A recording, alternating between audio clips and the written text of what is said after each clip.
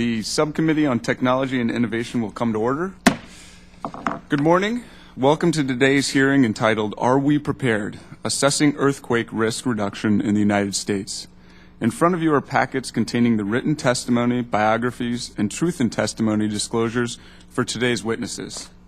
I now recognize myself for 5 minutes for an opening statement. I'd like to welcome all the witnesses here today for this hearing. In light of the devastating effects of the recent earthquake and subsequent tsunami that struck off the coast of northern Japan on March 11th, many countries are examining their own level of preparedness. It is always a challenge to measure how prepared we are for the next unexpected event and whether current efforts are adequate. The scale of the human tragedy is difficult to comprehend, and our thoughts and prayers are with the people of Japan. Although earthquake risks vary across the country, portions of all 50 states are vulnerable to these hazards. 26 urban areas in 14 different U.S. states face significant seismic risk. My own district in Arizona does not lie on top of a major subduction zone or fear the threat of tsunamis. But I believe today's topic is important for all of us. Earthquake catastrophes have the potential not only to destroy lives and buildings, but also to wreak havoc on civil and industrial infrastructure and the national economy. In Japan, the after effects of the quake have reduced supplies of water and electricity, hampering the ability to export many manufacturing products and forcing some businesses to slow or stop operation altogether. Supply chains for important technology products here in the United States have also been interrupted, directly impacting our productivity. The impacts and consequences of a major earthquake are felt on a global scale. These hazards, consequently, represent a serious threat to both national security and global commerce. Given our current economic situation, it would be even more painful for the United States to endure a disastrous earthquake, the socioeconomic effects of which would reverberate for decades. This committee has supported ongoing work amongst 4 federal agencies focused on researching and developing techniques to minimize the devastation of earthquakes. This includes improving forecasting, supporting the development of effective hazard reduction measures, engineering disaster-resilient buildings, and furthering our basic understanding of earthquakes and their effects on people and infrastructure. Coordination of these elements is important in order to effectively deal with these hazards, and communication between federal, state, and local stakeholders is critical. Much of the federal research and development effort is housed in the National Earthquake Hazard Reduction Program, also known as NEHRP. This program coordinates the earthquake hazards reduction efforts of the National Institute of Standards and Technology, the National Science Foundation, the United States Geological Survey, and the Federal Emergency Management Agency. Coordination of these agencies' work provides the public and private sectors with the necessary scientific and engineering information to prepare for earthquakes and thus hopefully reduce their impact. NEHRP was last authorized in 2009, and while the House passed reauthorization legislation in last Congress with bipartisan support, it was not considered by the Senate. We have an excellent panel of witnesses today who will examine earthquake risk in the United States and review efforts supporting the development of earthquake hazard reduction measures. We will hear perspectives from the director of a federal program created to reduce earthquake hazards, a state geologist, an emergency management professional, and a structural engineer and member of a national advisory committee overseeing earthquake engineering programs. I'd like to extend my appreciation to each of our witnesses for taking the time and effort to appear before us today. Thanks again to our witnesses for their participation. I look forward to a productive discussion. With that, I now recognize the ranking member of this subcommittee, the gentleman from Oregon, Mr. Wu, for his opening statement. Thank you very much. Thank you very much, Mr. Chairman, for calling this very important hearing to assess the state of earthquake risk reduction in the United States and our readiness. And thank you to our witnesses. Many of you have traveled a long distance to be here with us today, and I appreciate it very much, as does the rest of the committee. Our hearts go out to the Japanese people as they continue their work to recover and rebuild from last month's devastating earthquake and ensuing tsunami. the loss of life and property is a stark reminder of the destruction that can be caused by a large-scale earthquake, even in a country like Japan that is on the leading edge of earthquake preparation and mitigation. And this tragedy certainly forces us to take stock of our own vulnerabilities. As an Oregonian, I am particularly concerned about the prospect of a similar disaster occurring in the Pacific Northwest. Off the coast of Oregon, Washington, and Northern California, we have the Cascadia subduction zone, and this fault is currently locked in place, but research over the last 30 years indicates that the same stress now accumulating has been released as a large earthquake about once every 300 years, dating back to the last ice age about 12,000 years ago. The last Cascadia earthquake occurred 309 or 10 years ago. It was a magnitude 9.0 earthquake, the same destructive magnitude as the one that struck Japan. All indications are that Oregonians can expect another quake anytime. It's a matter of when, not a matter of if. When the next earthquake occurs on our fault, there will be a prolonged shaking, perhaps for as long as 5 minutes, with the potential to collapse buildings, create landslides, and destroy water, power, and other crucial infrastructure and lifelines. Such an earthquake will also likely trigger a devastating tsunami that could overwhelm the Oregon coast in less than 15 minutes, resulting in potentially thousands of fatalities and billions of dollars in damage. Unfortunately, this type of disaster scenario is not limited to the western United States. In fact, more than 75 million Americans across 39 states face significant risk from earthquakes. The good news is that we have already learned a lot about how to prepare for, mitigate, and respond to a large-scale earthquake. There's a lot of work already underway to help us better understand earthquakes, develop safer building standards, and ensure that affected communities can respond to and recover from earthquakes as quickly as possible. The National Earthquake Hazards Reduction Program, or NERP, lovely acronym, has driven us to make significant progress in this area.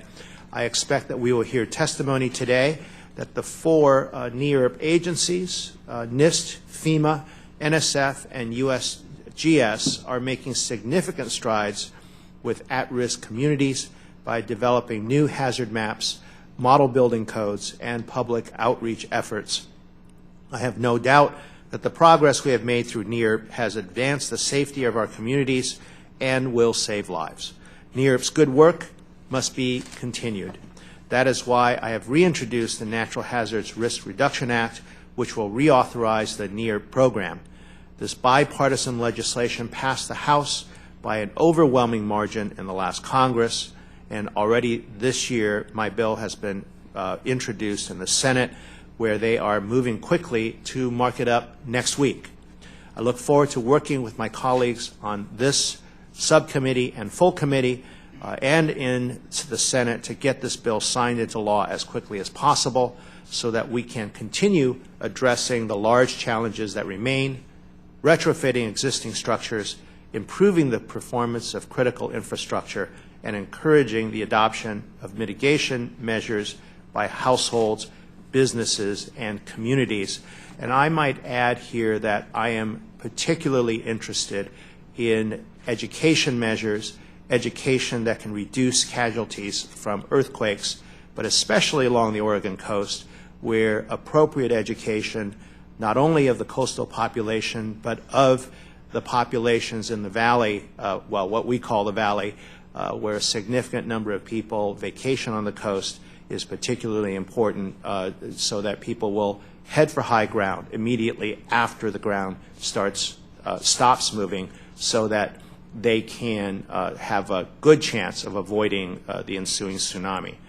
We are here today to engage in a productive discussion about where we stand, particularly in relation to other countries that have suffered large-scale earthquakes, in terms of our preparedness and resiliency to earthquakes and what more needs to be done. Thank you very much, Mr. Chairman, for holding this important hearing, and I look forward to the witness testimony.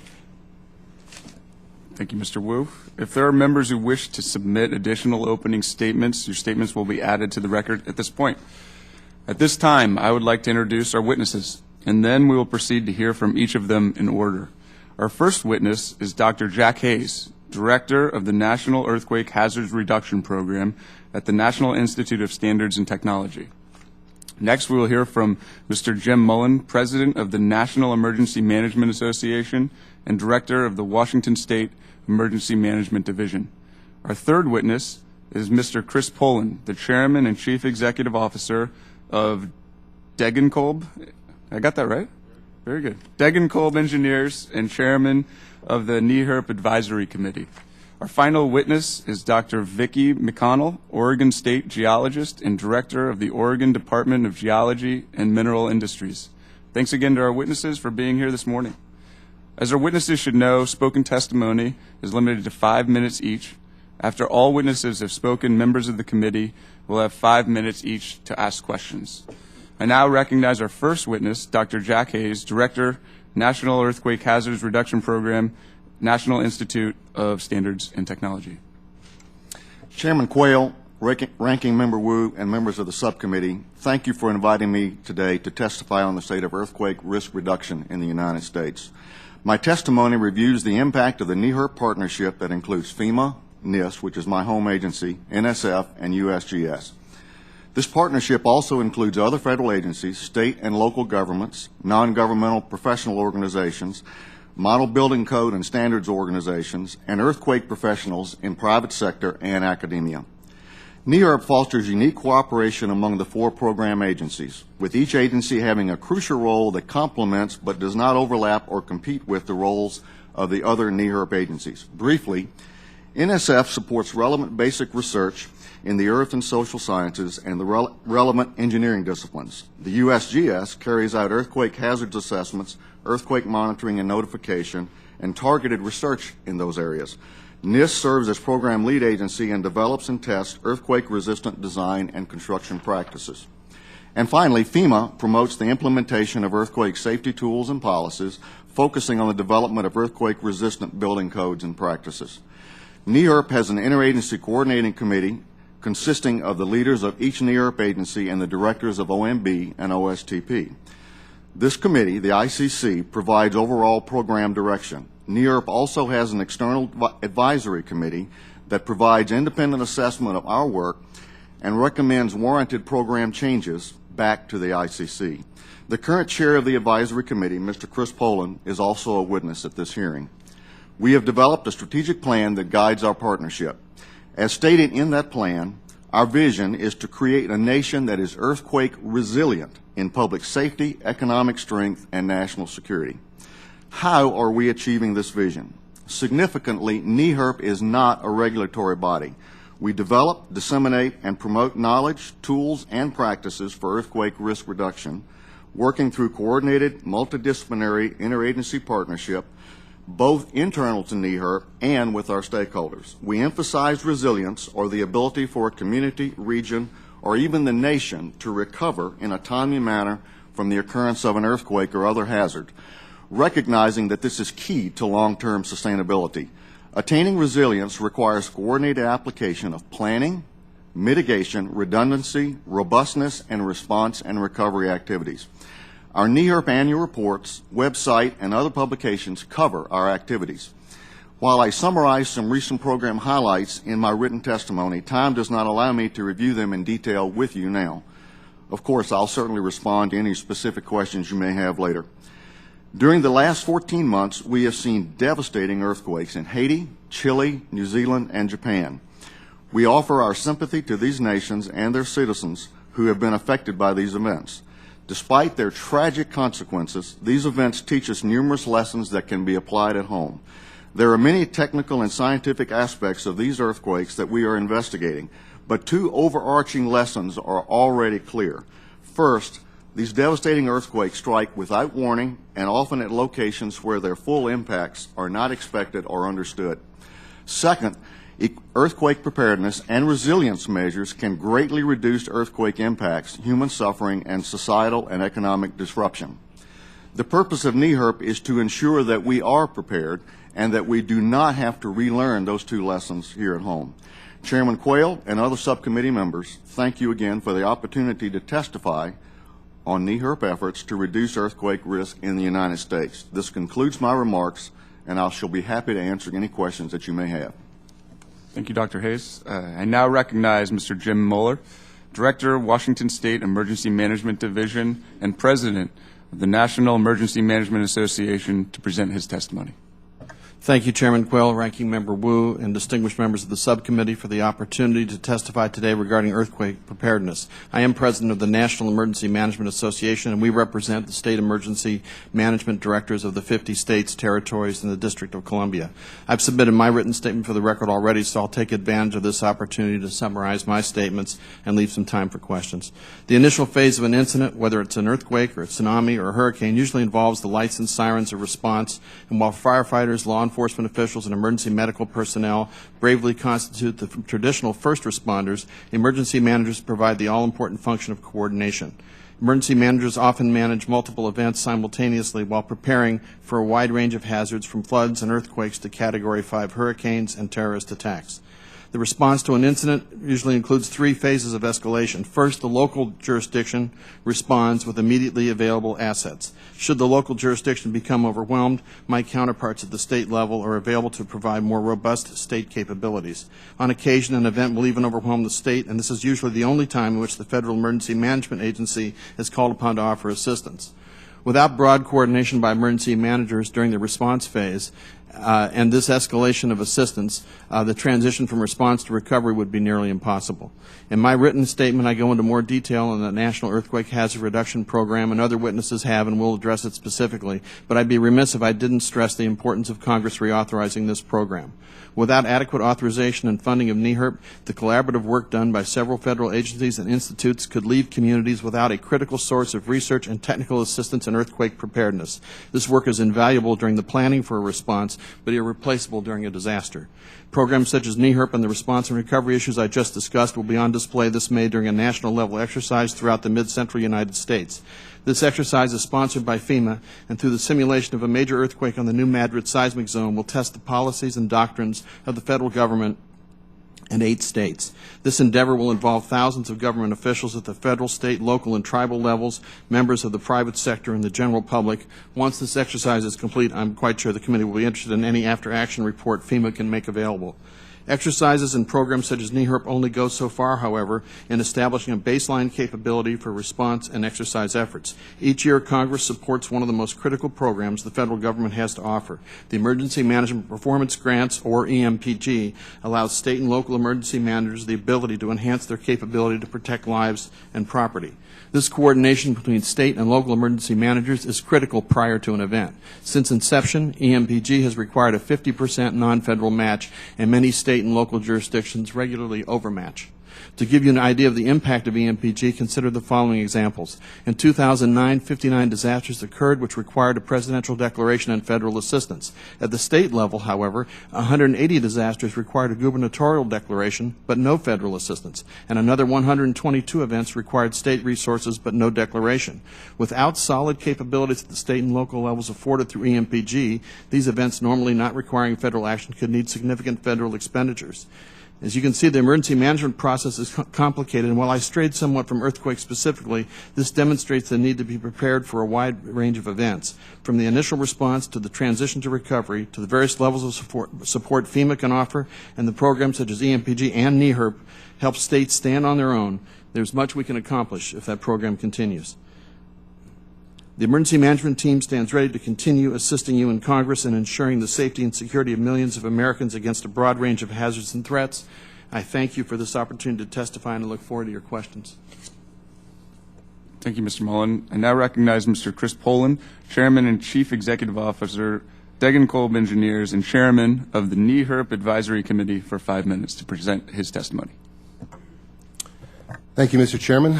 Members of the committee, I appreciate the opportunity to testify on behalf of the American Society of Civil Engineers.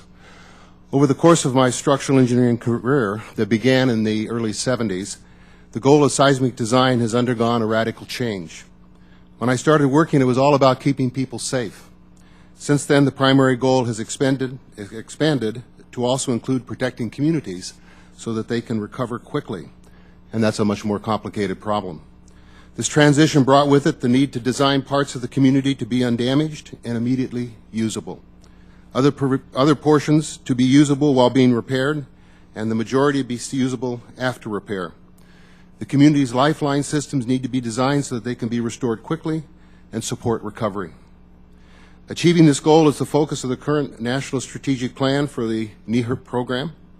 We believe that it's in the federal interest to continue pursuing resilience for the sake of national security, interstate commerce, public safety, economic strength, and community restoration. I'd also like to point out that this work will stimulate jobs and protect neighborhoods, protect people, and the small businesses that serve them. You've asked us to comment on whether we think we're prepared, and what I can say as a structural engineer is that depends. We are certainly more prepared than Haiti was prepared. But at the same time, we know that we're nowhere near as prepared as Japan was prepared, and we know what happened in Japan. For me, I don't think we're prepared for a nation to face a major earthquake and the impacts that it will have. The vast majority of our building stock and utility system in place today were not designed for earthquake effects, let alone given the ability to recover quickly from strong shaking and land movement. The tools and process we have available to achieve those goals are honestly too expensive to implement. Each earthquake brings different styles of shaking and new insights into the performance of the built environment. Each event reminds us that there is a lot of uncertainty about what causes failures, and that generally leaves the profession developing conservative solutions to the problems they observe. That's what causes the very expensive price tag. Continuing and expanding the significant ongoing research will lead to engineering tools and processes that will allow the needed cost-effective solutions to be developed and implemented. Last week, the National Research Council of the National Academies released a study that recommends a roadmap of what needs to be done to implement the NEHRP strategic plan. The NRC list of needed activities is comprehensive, and it certainly justifies the reauthorization of the NEHRP program. They have called for a 20-year program that moves at a much faster pace than NEHRP is currently proceeding. On behalf of my clients who seek to achieve resiliency at an affordable level, I fully support the NRC recommendations and call for a faster pace. We need to accomplish resiliency in our nation, and at the pace we're going, we're not going to accomplish it maybe ever. I recommend the NRC programs address, I recognize that they address 4 fundamental needs of resiliency. They point out that we need to significantly increase our ability to gather information, data, catalog it, store it on what happens. Extensive instrumentation is needed to understand how strong the earthquake shakes everywhere after an event. We know the shaking is different in every block of a city. You can tell that by the damage that occurs. And right now, we only have a handful of instruments in each city to tell us what's happening. In addition to that, a network of operation centers is needed to record, catalog, and maintain information related to the impacts on society and their response. Just cataloging how a community responds and recovers to an earthquake, that process has never been done in a coordinated manner. We need that information. We need a framework that defines resilience in terms of what is needed to recover. Resiliency is more about improvisation, adaptation, and redundancy than about how any single building or system performs. We design single buildings and systems, but we need resilient communities. We should not spend money on things that we can improvise around. A consistent national framework for measuring, monitoring, and evaluating community resilience is needed to guide the development of the new tools and processes. This is a fundamental need that we have. We need social science research to quantify the role of improvisation and adaptation and to determine how decisions are made.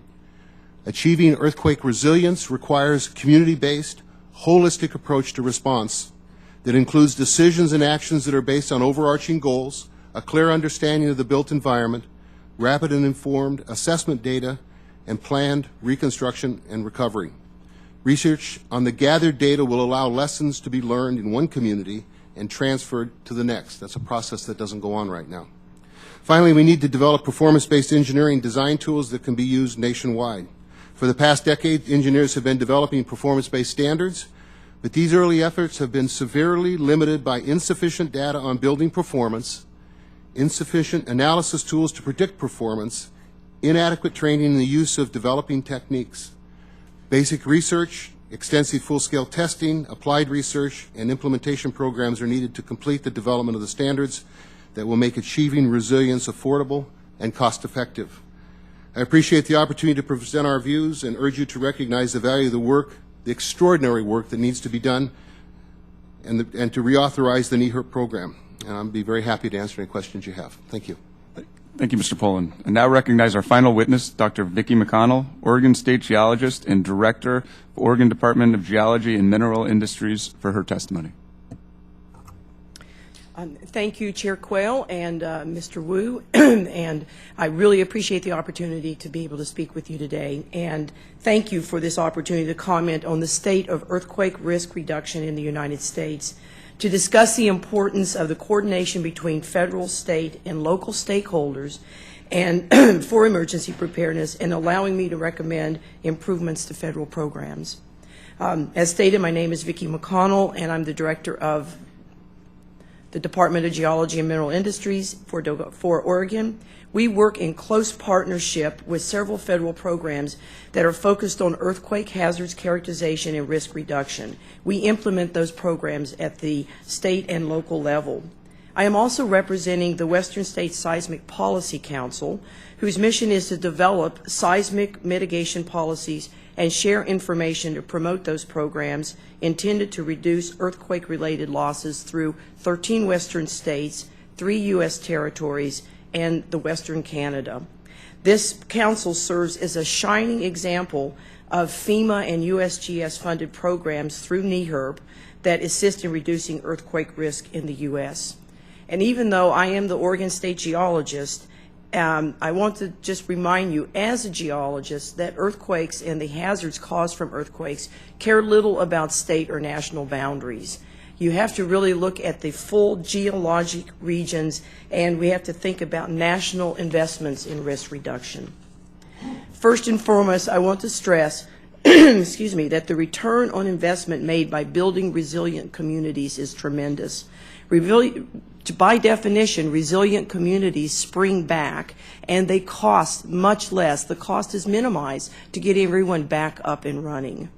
So my primary recommendation to you is to maintain robust federal programs within the National Science Foundation, NOAA, NIST, NASA, FEMA, and the USGS that address earthquake and tsunami hazard research, mitigation, and preparedness, particularly the cooperative federal to state and local programs that implement those federal missions and goals.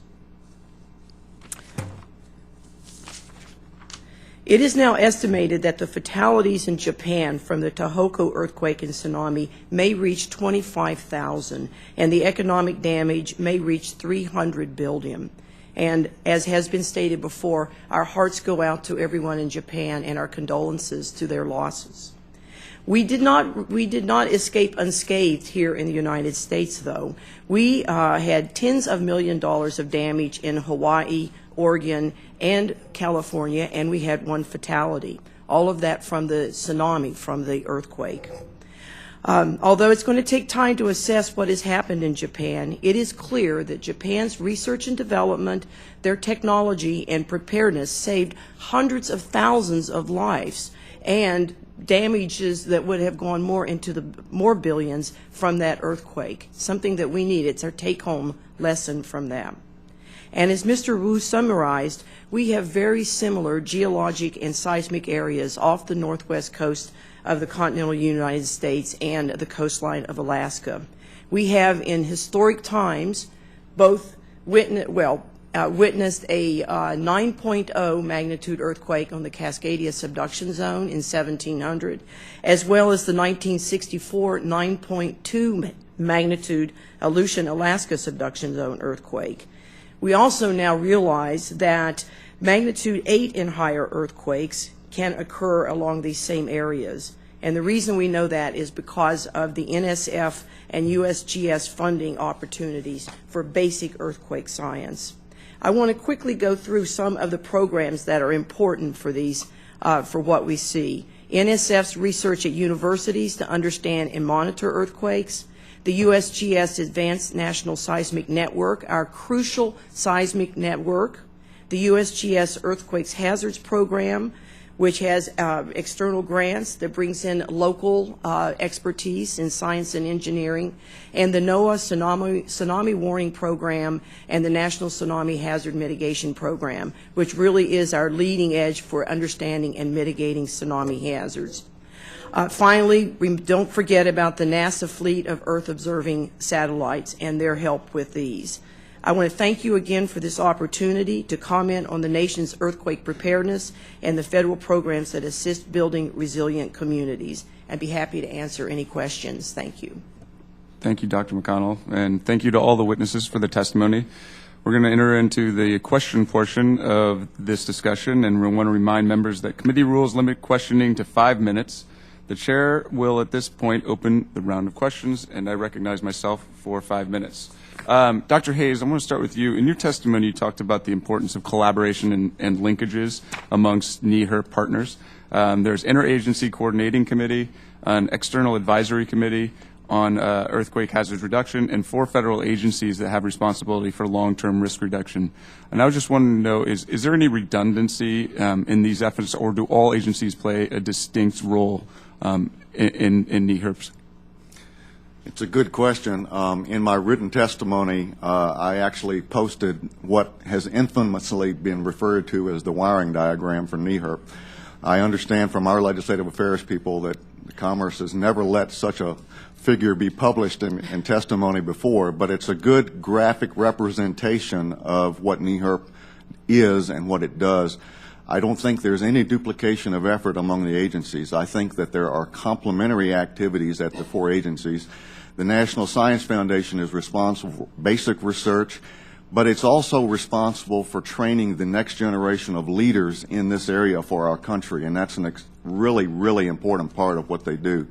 FEMA, on the other hand, is at the other end of the spectrum, if you will, and FEMA is responsible for the implementation efforts, and FEMA works very, very closely with the National Model Building Code organizations, particularly the American Society of Civil Engineers and the International Code Council, to get the results of NEHRP research into the National Model Building Codes and then get adopted by states and localities around the nation.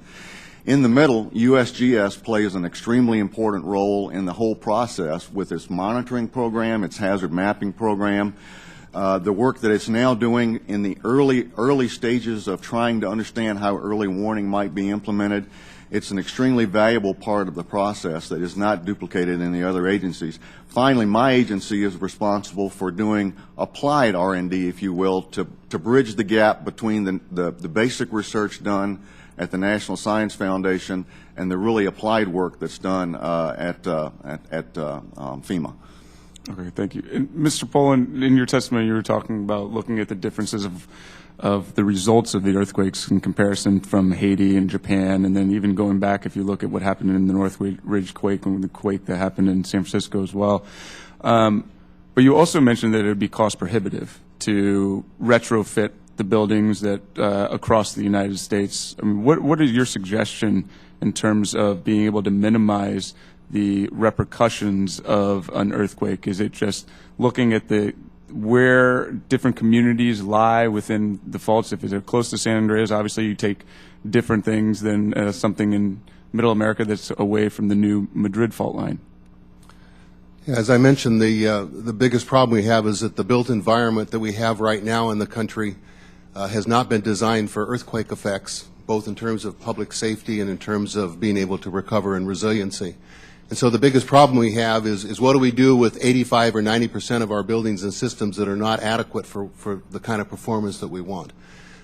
When I spoke about the being cost prohibitive, I was speaking about retrofitting those buildings and those systems so that they can perform properly, and that's what costs so much money. The most important thing is to not fix or retrofit anything that doesn't need to be fixed, and not to do it too much, if I can say that. Okay, how do we stop doing it too much?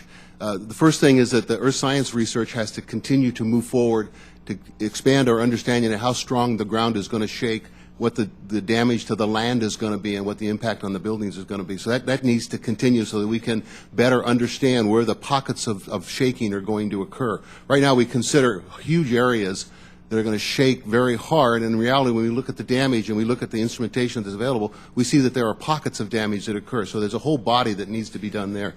Secondly, is just the techniques we use to analyze buildings and determine how much they need to be retrofitted is based on anecdotal evidence that we gather from our field reconnaissance. We go out and we look at earthquake damage, we see broken buildings, don't know how strong the ground was shaking, and determine what we need to do to stop that.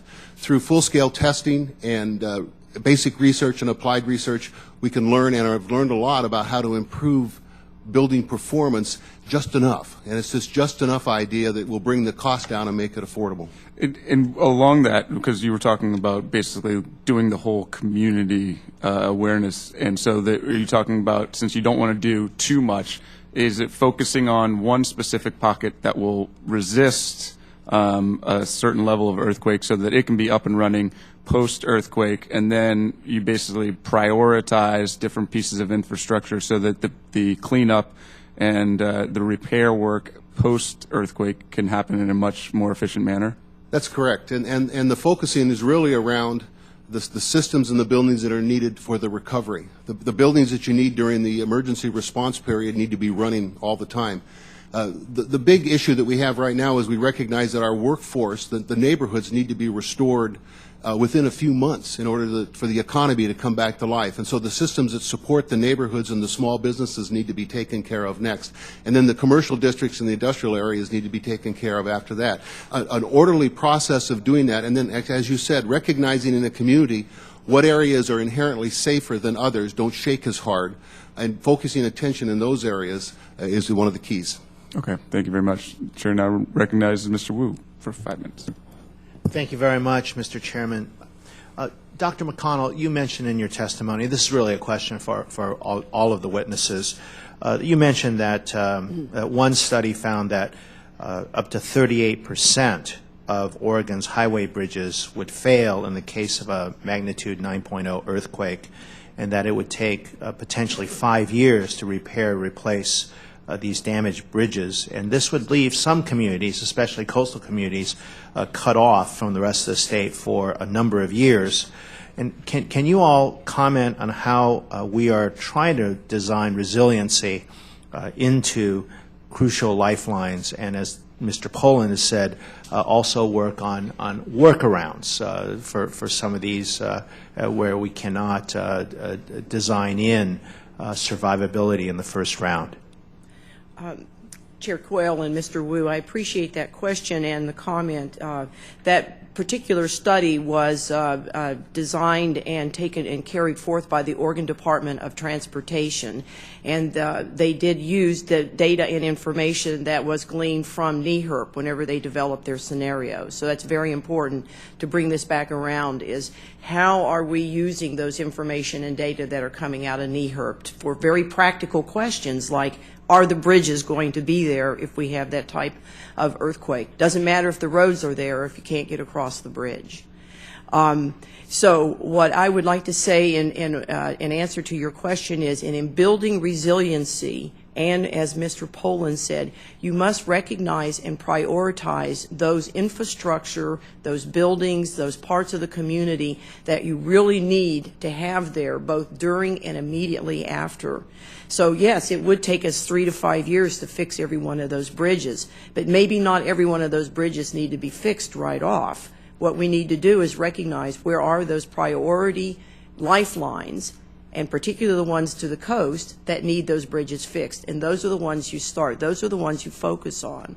And we are actually working with, and I say we, the state of Oregon, working with the Department of Transportation, Emergency Management, a variety of other agencies, and working with our federal partners toward developing those type of identifying the infrastructure that really needs the first look at, and to try to fix those first as we work through these kind of projects. Because otherwise you look at it and you just say, this is going to cost so much, and it's going to take so long, we can't get our arms around it. But we absolutely can. You just have to think strategically, and it engages everyone, not just the earthquake, not just these programs that work on earthquakes or work on earthquake science, but the Department of Transportation. Those types of agencies as well need to be incorporated into these discussions. Thank you very much. Mr. Poland?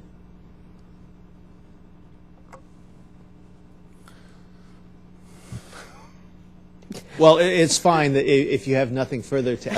I have nothing further to add. Okay, terrific. Dr. Hayes, your agency works on developing some model codes, and that applies to buildings, I believe, and also potentially to bridges and other structures. Do you want to comment on this from the perspective of critical infrastructure? We don't do work on bridges and those kinds of structures. The Federal Highway Administration is primarily responsible for that. We do focus on the building side of the problem, if you will. I don't think there's any doubt that we have a long way to go to have a completely coordinated approach to our lifelines in virtually every major city in the United States. That's an area that I think that the advisory committee that Mr. Poland chairs, as well as this NRC report that he referred to, have mentioned as an area that we really need to be looking at as we go into the future. It's an area that is not as well established as the buildings area is. There's no question about that. Thank you very much, Dr. Hayes. My second question before my time runs out is that we do have a number of nuclear reactors that are sitting on active seismic zones, and I believe one of them is on the West Coast. Can you all comment on what can be done to build resiliency and recovery into these nuclear facilities? You know, what we found in Japan is that it wasn't the earthquake, it was the tsunami and the loss of electricity, and it affected both the reactor itself and the fuel that was stored in pools on top of the reactor facility. Can you all comment on how we can do a better job with our own nuclear facilities? You're looking at me, so I'll give you a short answer. NEHRP itself does not address the nuclear facilities in the United States. That's the responsibility of the Nuclear Regulatory Commission and the Department of Energy. So we really don't directly get engaged with that. However, we have frequent communications with the folks over in Rockville at NRC. And in fact, the day before the horrendous earthquake in Japan hit, we had a young staffer from the NRC briefing the NEHRP Advisory Committee on the activities there. There are many interactions that occur between the USGS and the National Nuclear Regulatory Commission, that are tied to examining the ground motions and the propagations of those motions following an earthquake. So there is interaction there, but it's not a formal responsibility of the program. I would just like to add that the design process that has been done for nuclear power plants since their inception has been extraordinarily rigorous and much more detailed and much more carefully done than for any other kind of construction by many orders of magnitude. Our facilities, our nuclear facilities, from a standpoint of strong shaking, are the safest buildings that we have in the nation. The problem in Japan, as you mentioned, had to do with the tsunami, and it wasn't that they didn't think they were going to have a tsunami. They had a wall. The wall wasn't tall enough. The backup systems didn't work as well as they thought that they would. All of that would be factored into the programs that we have now, just like they're being done, and that extra level of redundancy will be added. Our nuclear power plants are designed with many, many levels of redundancy, and you've got to look at what the worst cases are. They do a better job of that. Looking at our power plants that are on the West Coast, it's my understanding that we're not facing that same kind of tsunami issue, but it's causing a reevaluation and consideration of what's being done. But I just wanted to add that this is a much higher level of consideration and sophisticated design that's done anywhere else. I might follow up later. Thank you. The chair now recognizes the gentleman from Texas, Mr. Smith, for 5 minutes. Thank you, Mr. Chairman.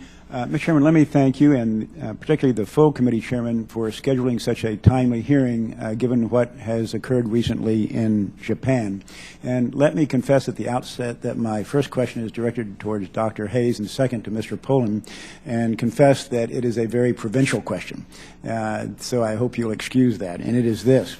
Over the last several weeks, the Texas Advanced Computing Center in Austin, which is part of my district, came to the assistance of Tokyo's Earthquake Research Institute and other scientists in Japan who reached out to them when Japan's own high-performance supercomputers to research earthquake tremor scenarios and radiation dispersal simulations were knocked offline due to power outages. The question, Dr. Hayes, is this.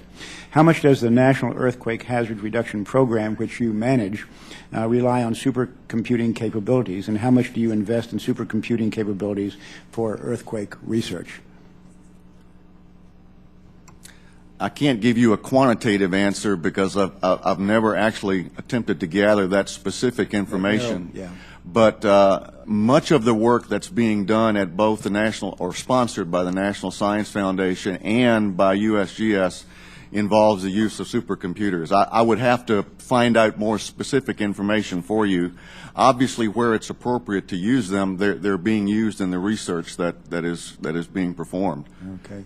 Dr. Hayes, thank you. Mr. Poland, second question is, does your advisory committee find the current level of investment in supercomputing adequate? And given the tight budgets, in what research areas would you recommend a higher or lower level of investment for earthquake research? You know, quite honestly, our advisory committee has not considered or discussed the investment in supercomputers. Maybe I'm giving you and Dr. Hayes some new ideas here today.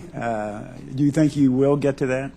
I do believe that we will. I think that supercomputing gives us the ability to do community-wide simulation and detailed building simulation and simulation of systems. They're necessary to do the kind of estimation of what the damage is going to be.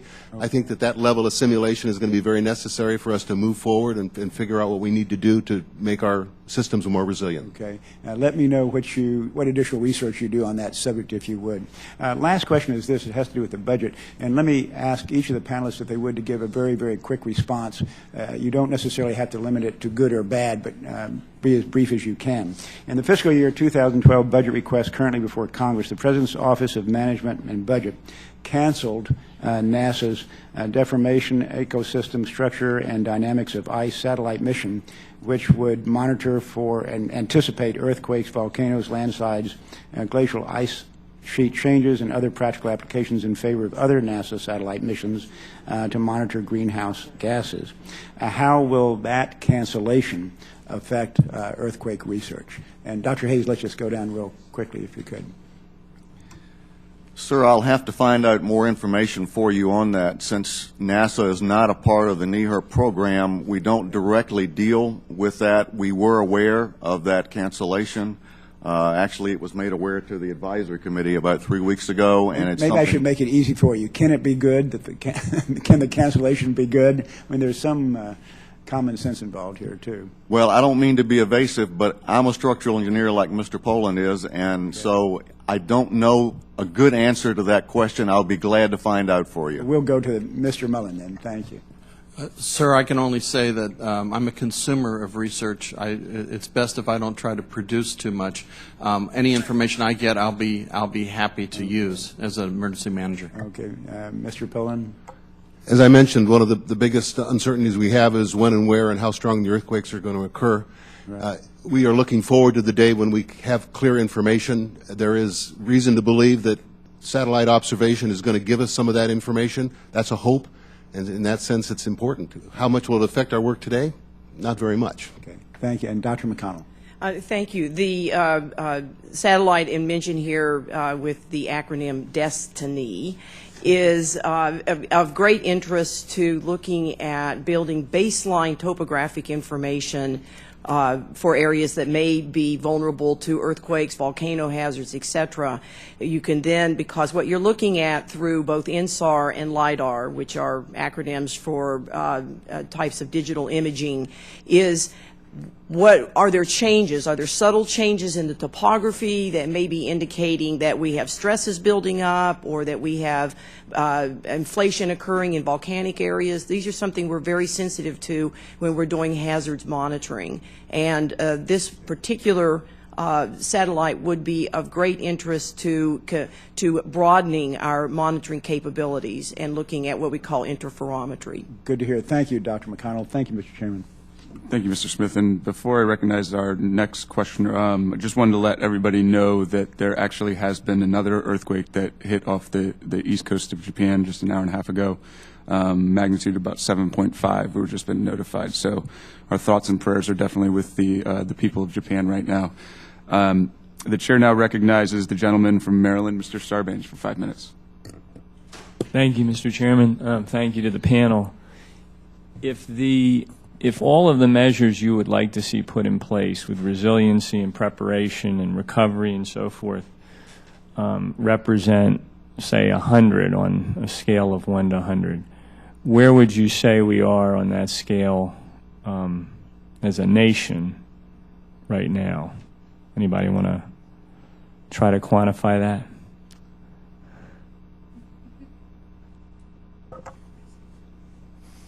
One to 100. We're talking about here with the federal investment involved in developing tools and knowledge and implementation programs.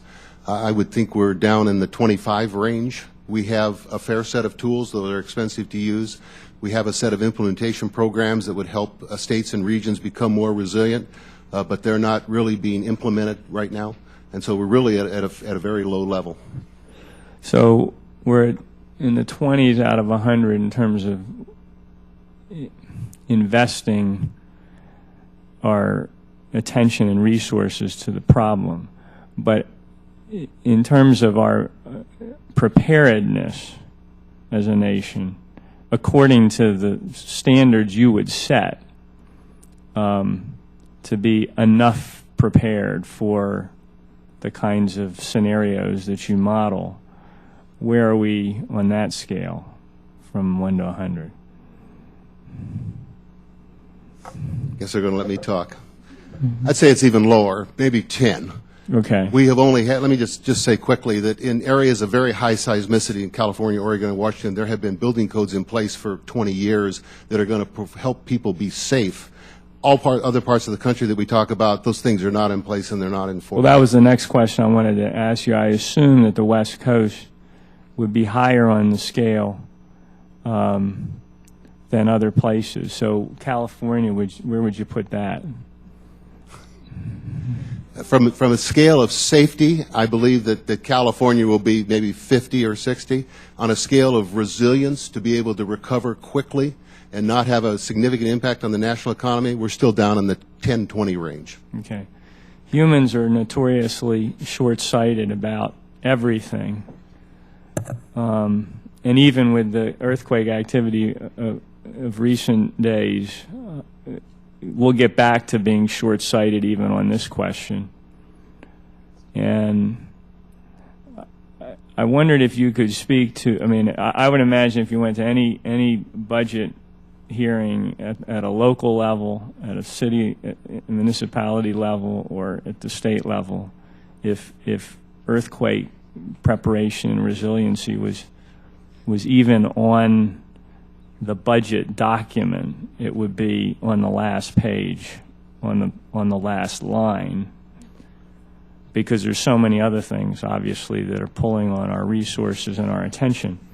So it makes me wonder how much you, and I think you've spoken to this a little bit, but the opportunity to piggyback the kinds of things you want to see done onto other kinds of initiatives that are out there that have greater priority in the minds of planners and budgeters and all the rest of it, so that you can kind of come along and with a little bit of leverage and not so much added cost, say, well, as long as you're doing X, Y, and Z, why not add this into the mix? And that can go to codes and building standards and so forth. But it also could go particularly well with community resiliency planning And I wondered if you could speak to that and maybe throw in whether sort of green building codes and sustainable building codes are ones where there can be some added elements with respect to resiliency and so forth. Thank you. Sir, let me try to help with some of that. I will tell you that on the West Coast, there are significant discussions taking place in local communities about earthquakes and tsunami threats and measures that should be taken. One of the things we haven't really talked about is the importance of the general public understanding not only the risk they face, but the measures they can take to protect themselves. I'm very enthusiastic about getting a warning about something that might be coming, like the tsunami warning that we got a few weeks ago really helped us. But the type of events, the no-notice events that we would deal with in the central Puget Sound or in Oregon or on the coast, they're not going to get a lot of warning for an earthquake. And one of the things that we need to do is make sure people are prepared to take the protective steps that they need immediately. They need to be able to drop, cover, and hold. They need to know that they've got that they need to have some resources for themselves. And on the coast, we've been working very hard with the communities about their evacuation programs, knowing what it means to move quickly. The ground motion in an earthquake that's right off our coast is your signal. We also have an elaborate system of warning systems that we can activate to tell people to move to high ground. The difficulty we have, the challenge that communities have as they prepare with us and they work with us, is there is not a vertical evacuation site that is necessarily readily available to every community. And so we've been trying to plan for the type of vertical evacuation structure that would be necessary on the coast in Port Angeles or Long Beach or Ilwaco, where those folks can get to a place of safety, so which may not be the warmest, driest place, but it will at least be above any kind of potential wave. That's an important step. There is no such structure right now, but the communities are planning with it. I think the key to this whole thing that you're getting at in terms of where people are, and I would not hazard a guess about the scale because I would just be making something up. But I will tell you that if you educate people about the risks that they face and you're level with people about what they can do to protect themselves and their families, whether it's the average citizen, someone running a business, or the emergency management community or the local elected officials, you begin to generate the kind of interest that will get people looking at this as another issue that they have to deal with, and it'll move it up on that committee agenda. And the national level exercise I spoke of in my testimony is an attempt in the Midwest, in 8 Midwestern states, to begin to educate people at the same time that we're determining whether our doctrines and plans are going to work for us or not. That'll be an extremely challenging exercise. We expect failure to occur, because we want to find out what our condition is. So we're very eager to find out where we're weak, where we've got strengths, and make sure we capitalize on the strengths and shore up the weaknesses. Thank you very much. The chair now recognizes the chairman of the full committee, the gentleman from Texas, Mr. Hull. Thank you, Mr. Chairman. I thank you for inviting a very capable group of witnesses here. And don't judge our interest or our appreciation of you by empty seats here, because it's kind of a desperate time up here right now. We're all looking for a bus ticket home, or how long we're going to have to stay here. But and the questions. But in this day and time of the hurricanes, the tsunami, the earthquakes, and other vicissitudes of nature, your testimony is very timely and very important to us. And we have probably the hardest working man in the entire hearing room, sits to my left here, and he's taking down everything that's said, and all these members will be given copies of your answers. And you're not in vain when you're just talking to our very capable chairman and ranking members and a few of us here. So I thank you for that. That's all I really want to say. We had a hearing some 15 years ago on asteroids, and with the thought in mind of getting everybody in the world to work together for some timely and to determine whether or not. And I learned at that hearing something that I didn't know then, and hadn't even heard, that an asteroid had just passed Earth, and it, by their testimony, only missed us by about 15 minutes, sometime in the 80s. And those are things that people like you live with every day and know about that we don't know about, and we cast our legislation based on the testimony of folks like you that are kind enough to prepare yourself, leave your offices, come here and give us your testimony. And I thank this good chairman and Mr. Wu for gathering such a good group here and asking proper questions. I yield back my time. Thank you, Mr. Chairman. Thank you. And the chair now recognizes the gentleman from Tennessee, Mr. Fleischman, for 5 minutes.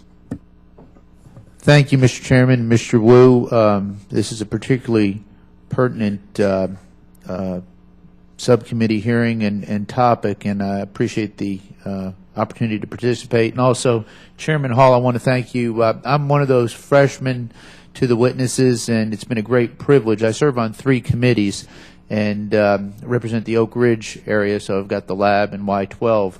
But the hearings that we've been having in science, space, and technology, and the tremendous leadership from Chairman Hall, and I think bipartisan cooperation has been outstanding on these issues. So I thank you for being here.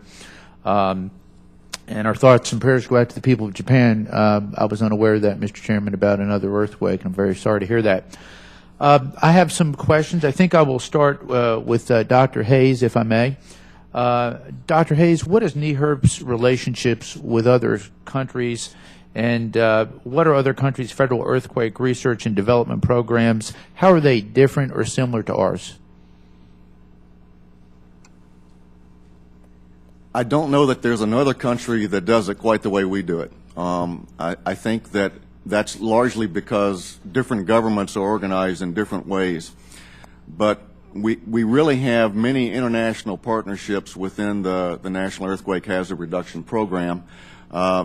Probably right at the moment, probably what would be most of interest to all of you all is the fact that we work very closely with the Japanese. There are 2 bilateral committees or panels that are involved with earthquake-related issues between the U.S. and Japan. One is in the seismological area. It's called, the basic title of it is earthquake research, and the other is in the engineering area, wind and seismic effects.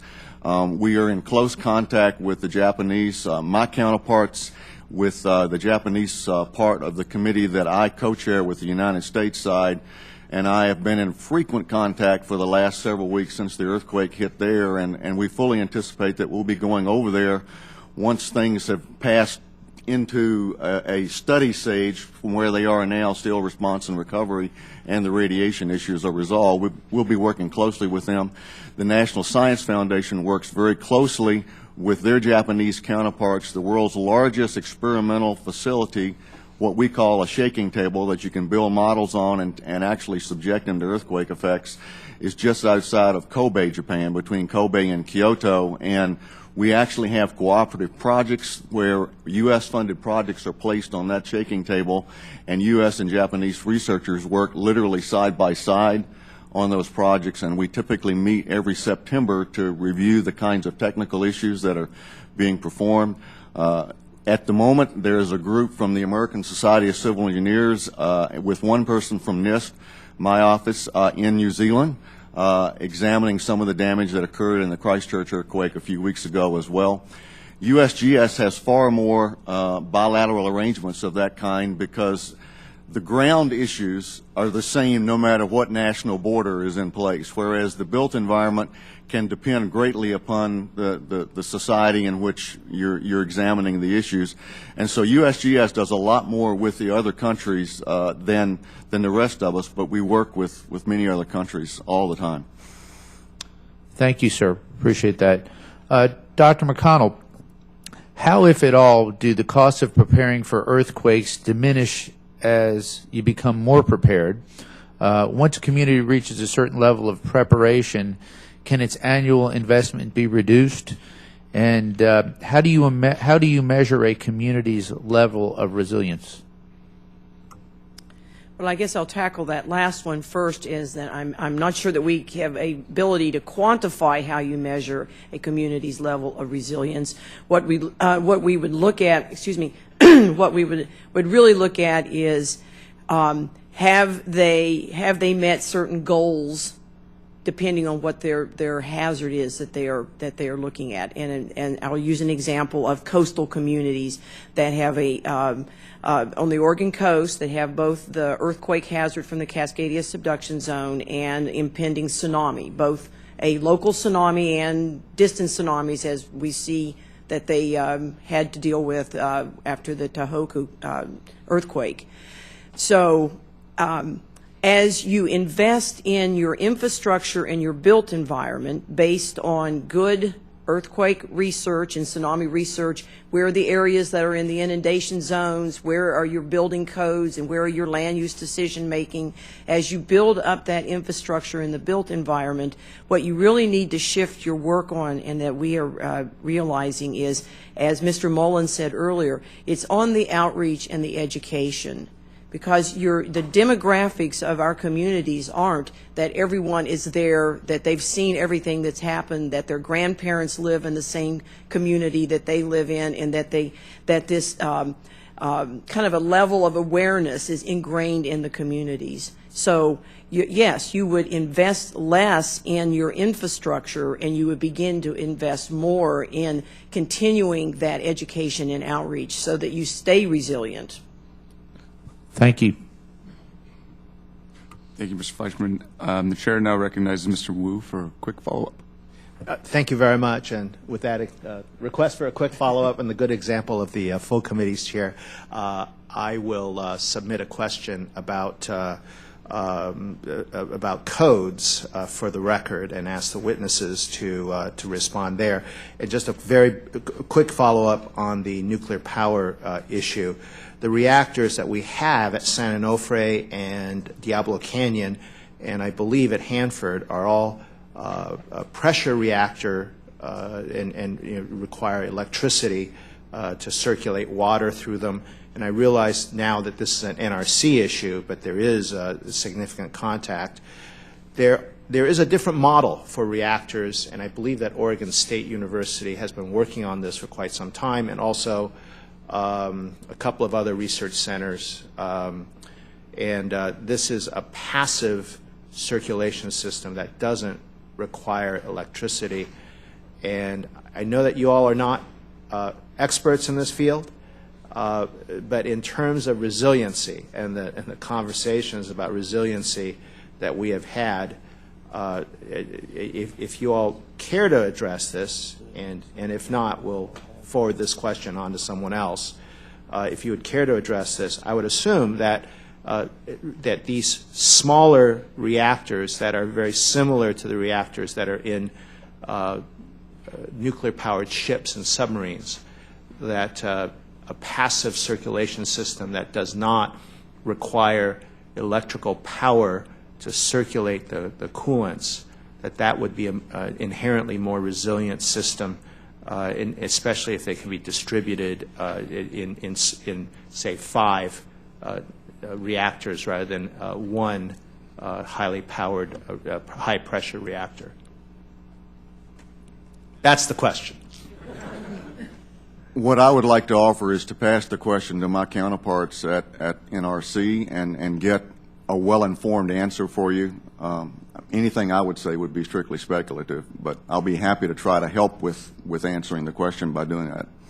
That's absolutely terrific. And, Mr. Chairman, I think that, well, I'm not going to go there about committee jurisdiction, but I find that answer very helpful. Thank you very much. Thank you, Mr. Wu. And I want to thank the witnesses for their valuable time and testimony, and the members for their questions.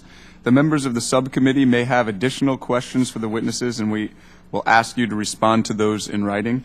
The record will remain open for 2 weeks for additional comments and statements from members. The witnesses are excused. Thank you all for coming. The hearing is now adjourned. Thank you very much, Mr. Chairman.